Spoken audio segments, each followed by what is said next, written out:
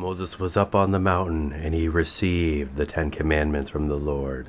And as he made his way down to the land below, to the camp of the Israelites, he saw them worshiping this idol, this golden molten calf. And he threw down the tablets, and they broke. This left him and the Israelites without the 10 Commandments. This chapter is going to address that issue. Exodus 34:1. The Lord said to Moses, "Cut 2 tables of stone like the first, and I will write upon these tables the words that were on the first tables, which you broke." This is highly fascinating. So the original set of the 10 Commandments, God took the rock, carved out the stones, wrote on the stones, presented them to Moses for Moses to give to the people, whatever, what have you. And now we have this command here for the replacement ones, for Moses to carve these stones, to bring the stones, and then God will write the 10 Commandments on them. We don't know the exact dimensions of these tablets, but we do know that they do fit inside the Ark of the Covenant, and that Moses was able to carry them down the mountain. So we can conclude that they're a weight that a person could lift, and they would be small enough to fit inside the Ark of the Covenant. The dimensions we have for the Ark of the Covenant are based on the outside edge of it, not the internal values. I like to use the 18 inches to a cubit, so that's 45 inches by 27 by 27. And then for the metric, I use the 45 centimeters for every cubit, so that is 112 by 67.5 by 67.5 centimeters. Now I would imagine that these tablets would fit in the box and they would be laid down, and that way they wouldn't move during transport or whatever. That would be the most efficient way for them to fit in the box.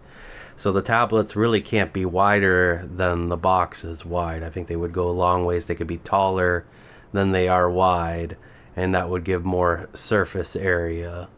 I don't think they were necessarily propped up like a vertical insertion into the box, because if these things were a little bit delicate, because Moses dropped them and they broke even though they were made out of stone, so they're probably finish that the weight of falling or whatever could damage them, and just from that leverage perspective of the size or whatever. So I think they'd be laid down in the bottom of the box.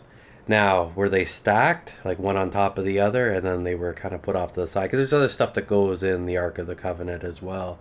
So there's a possibility that maybe that's how it was.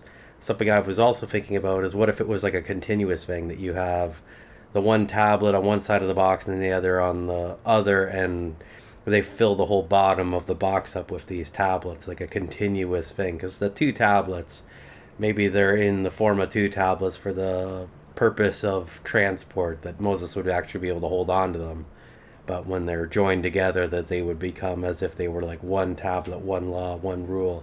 And if they were at the bottom, then it would act kind of like a foundation of stone. And then we have these other things, the jar of manna and Aaron's staff, kind of built upon the foundation of stone. Then we have the mercy seat on top of the ark, with these cherubim looking down towards, kind of in the center area of what we have going on here.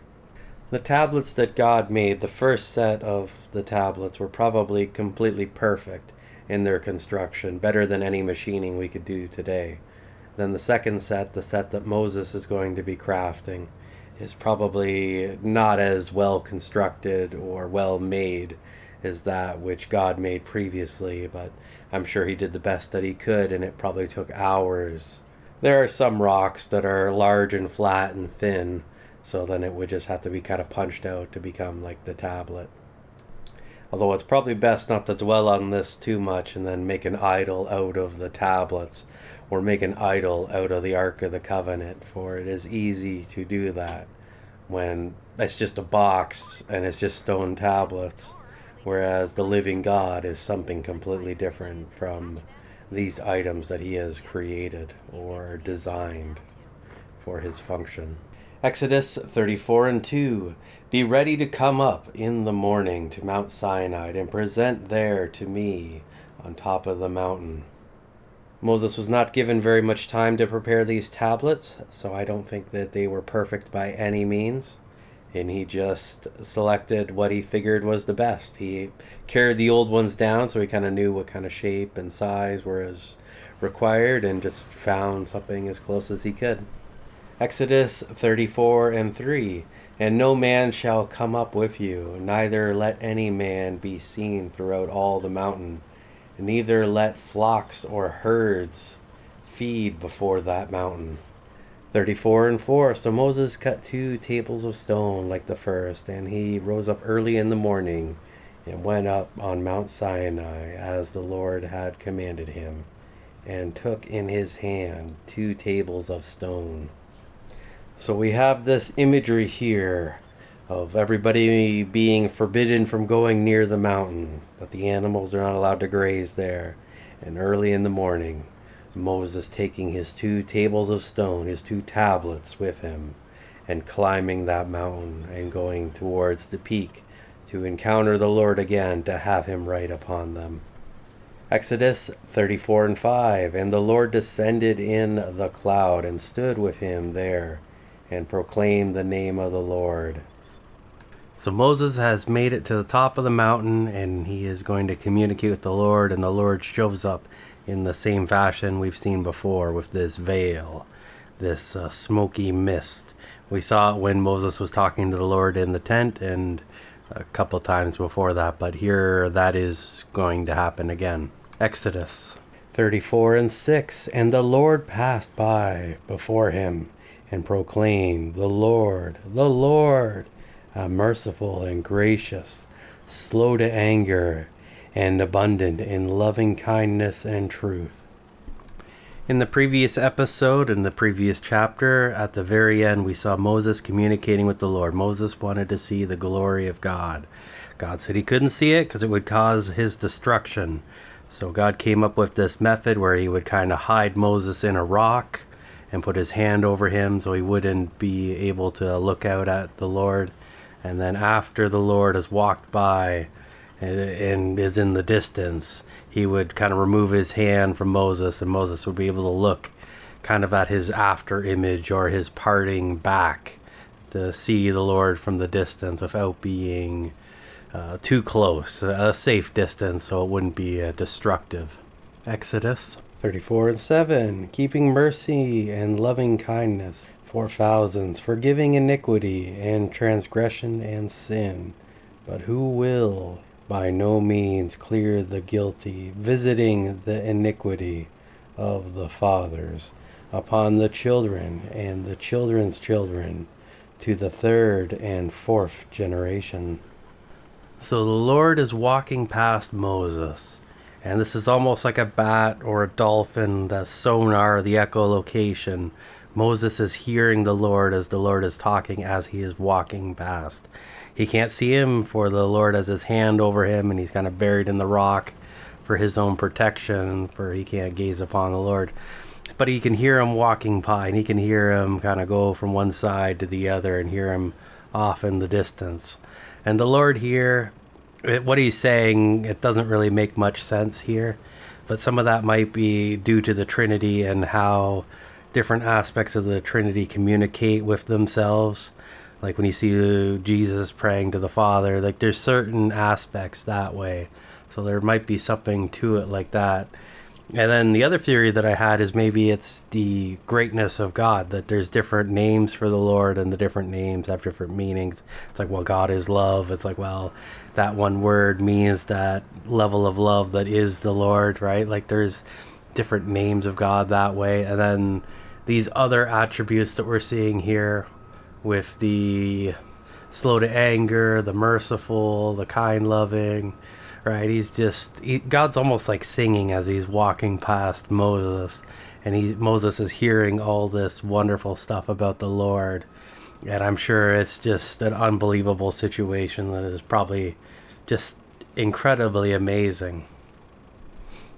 But I think it's the type of thing that doesn't translate well into the written text that we have here. I think Moses' experience is far more incredible than we can possibly imagine.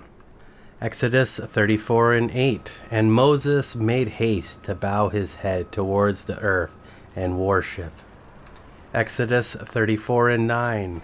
And he said, If now I have found favor and loving kindness in your sight, O Lord, let the Lord, I pray you, go in the midst of us, although it is a stiff-necked people, and pardon our iniquity and our sin, and take us for your inheritance.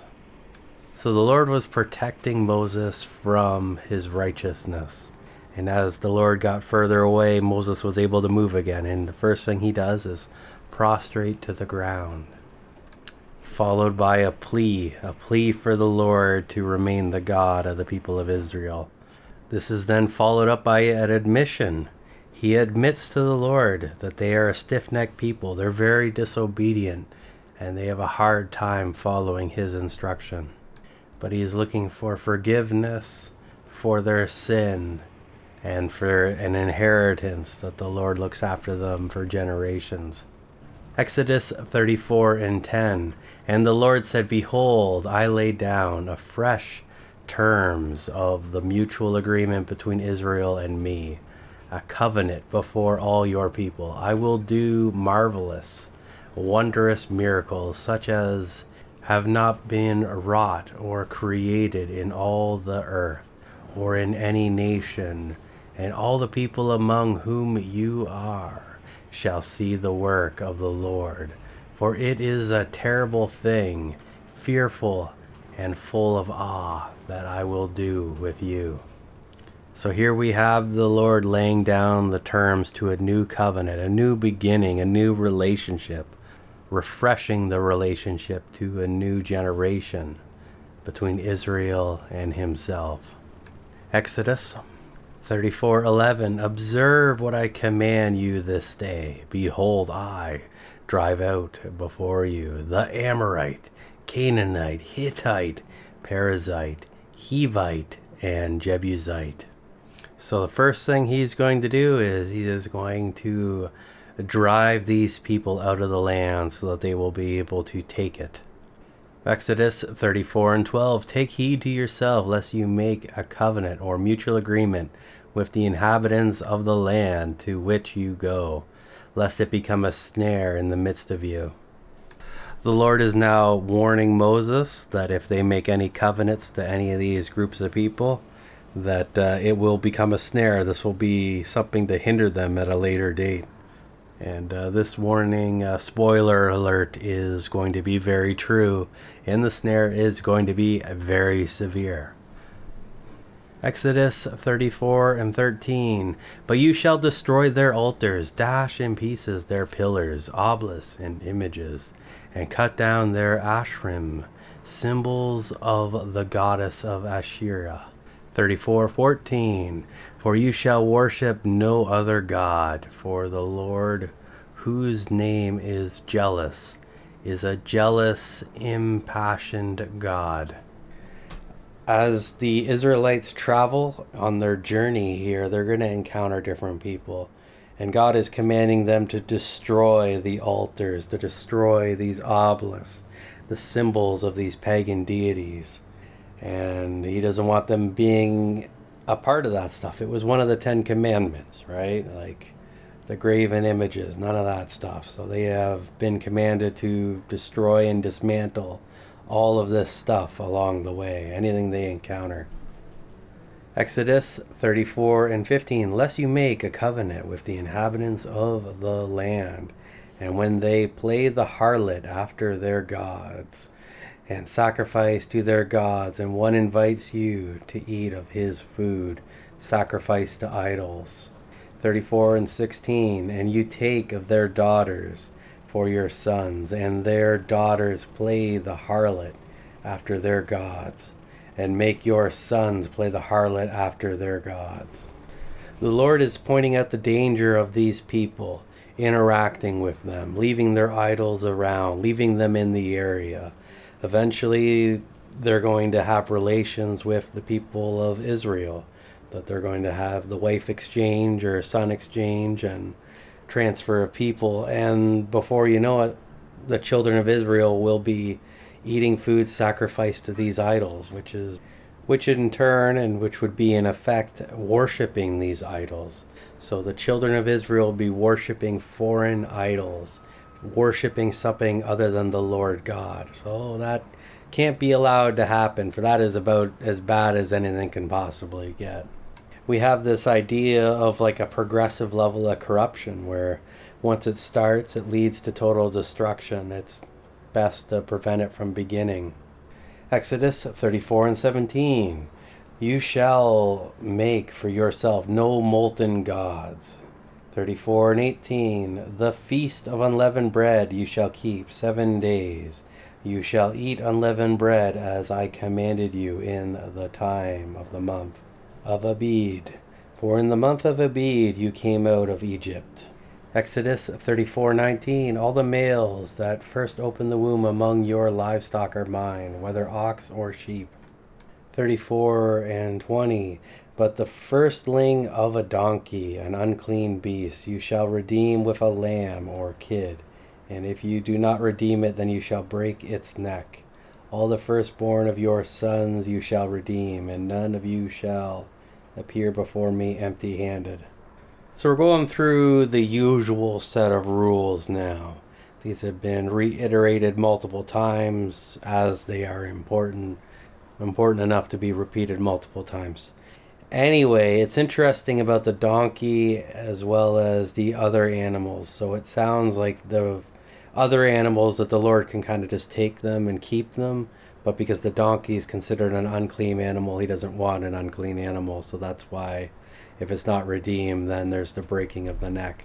And of course, this whole redeeming of the firstborn dates back several months ago to the beginning of Exodus when they were first leaving the land of Egypt and the Passover event. And of course, we have the feasts which are related to that. And these were kind of made then, and now they're just being reiterated yet again. Of course, the redeeming thing is the whole idea that God gets possession of the firstborn, and then if you want the firstborn, you need to pay a price to obtain the firstborn back, and that applies to the firstborn male child as well. And that's a lot of what the Passover was, because the Passover miracle was the death of the firstborn child.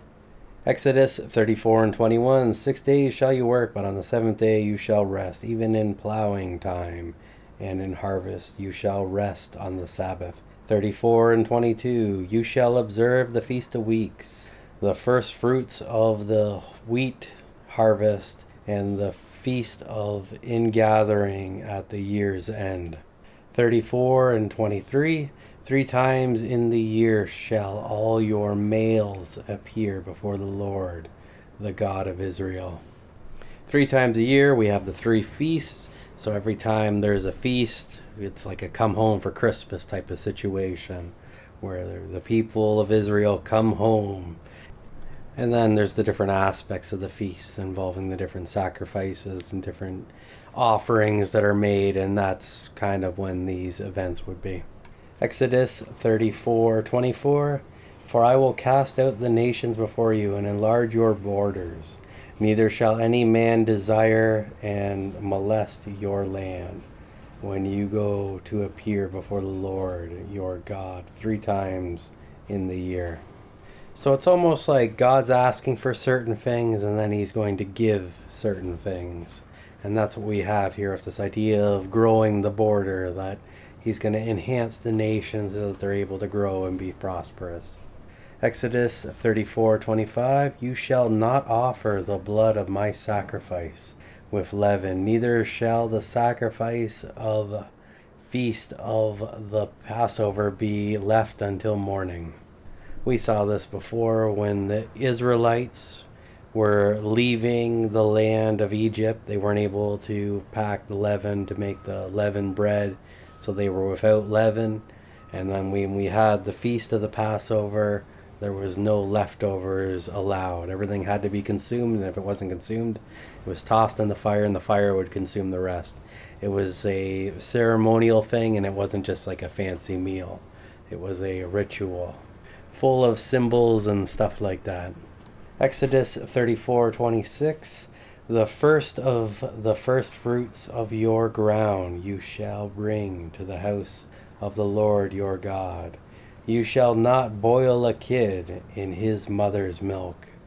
This is a continuation on the idea of the firstborn. So we got the firstborn and we got the first fruits, and that's what God desires. And then we have the second portion where it talks about boiling the kid in his mother's milk, and God doesn't like the idea of using something to nourish, to cook the meat of said animal. There's kind of something strange and weird about that. And so that is why Jews to this day that follow the law do not have meat and dairy in the same meal. Exodus 34:27.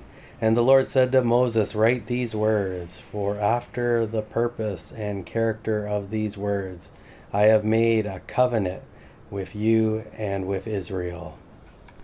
What we have read here in this chapter, it's essentially a legal document in the terms and conditions of this covenant between the Lord and the people of Israel. And it's very similar, in fact, it might even be the same as the one that we saw previously at an earlier time. But the covenant was broken, and now God is kind of bringing it back and kind of restarting to begin anew after Israel fell short several times. And there's just been, it's been a rocky road, this trip that they've been on so far.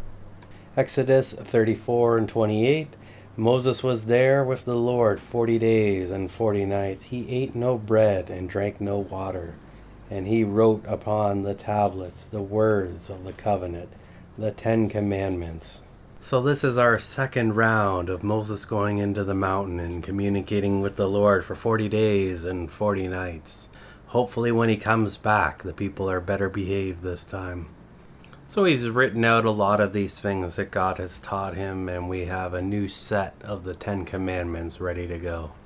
The new covenant, a new beginning, a new fresh start for the people of Israel. How glorious and how wonderful. Exodus 34:29. When Moses came down from Mount Sinai with the 2 tables of the testimony in his hand, he did not know that the skin of his face shone and sent forth beams by reason of his speaking with the Lord. 34:30. When Aaron and all the Israelites saw Moses, behold, the skin of his face shone, and they feared to come near him. So Moses has experienced the glory of God's presence, and it had an effect on him. It made him glow. His face was glowing, like literally glowing, and probably incredibly shiny.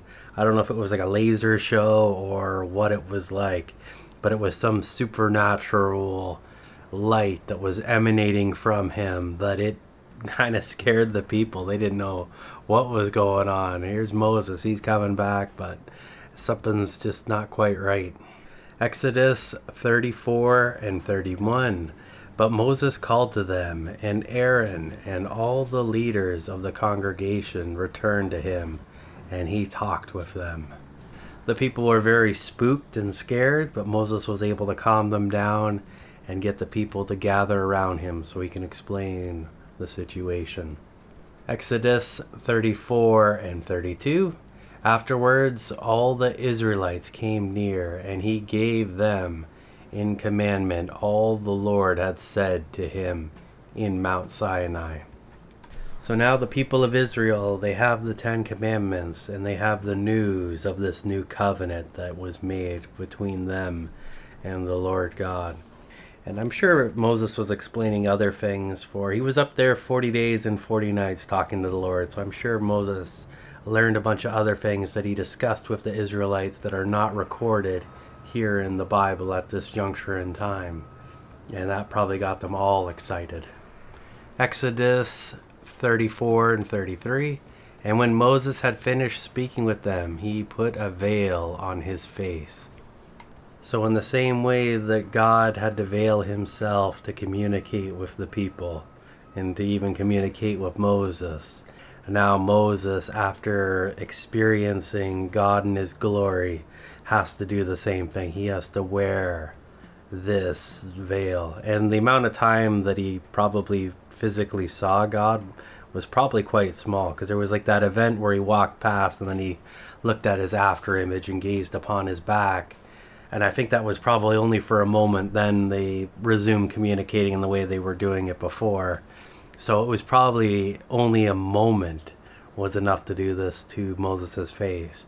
For if he continued to be exposed to him, who knows what would have happened. He may have been consumed by the holiness of God. Some of this holiness and the exposure to the holiness sounds very similar to radiation. And radiation, you have the intensity of the radioactive effect or whatever. You have the distance, so the distance you are away from the radioactive element or whatever it is. And then the third aspect is time. How long were you exposed at whatever distance? And knowing those numbers, you can kind of compute what the safe limit is or whatever it is. And we had God here passing by, and Moses, I think, only saw him for probably a fraction of a second from a great distance, and that was enough to leave his face glowing here for a prolonged period of time. And I think that probably happened at the start of their conversation, so like day one of the 40 days and 40 nights. So you would think he'd get less glowy as time went by, but he still had quite an effect on the people at that juncture in time when he first came down from the mountain. So that's kind of interesting. I find that kind of fascinating anyway. Exodus 34:34. But when Moses went in before the Lord to speak with him, he took the veil off until he came out. And he came out and told the Israelites what he was commanded. 34:35. The Israelites saw the face of Moses, how the skin of it shone, and Moses put the veil on his face again until he went in to speak with God. So here we have the idea that Moses has to wear this veil, and when he goes and sees the Lord, he takes the veil off, but when he leaves, he has to put it back on. So he doesn't hide anything from the Lord. There's no veil in that direction, but he has to wear the veil when he's with the people for this shiningness of his face after this exposure to the holiness of God. It's kind of off-putting to the people, and it makes them feel uncomfortable, maybe scared. There's just something about it that's just a little bit out there and a little bit off, and so the veil is a simple solution to the glowing face problem that Moses now faces. Oh, that pun was not intended.